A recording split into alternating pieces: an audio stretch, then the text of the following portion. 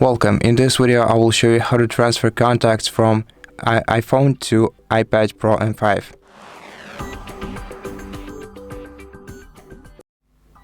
So, first of all, open settings on your iPad and make sure that you have the same Apple ID set up as you do have on your iPhone. Then, on your iPad, tap on your Apple ID, go to iCloud, go to saving, and here in this menu find contacts and switch the toggle to the right next to contacts, tap merge, and also do the same thing on your iPhone.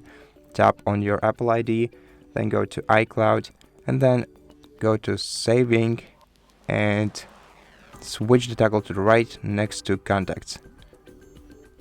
And after a moment your contacts will be merged with your iPhone. And that's basically it. Thank you for watching this video. If you liked it, please consider subscribing to our channel, leave us a like in the comment below, and I'll see you in the next one.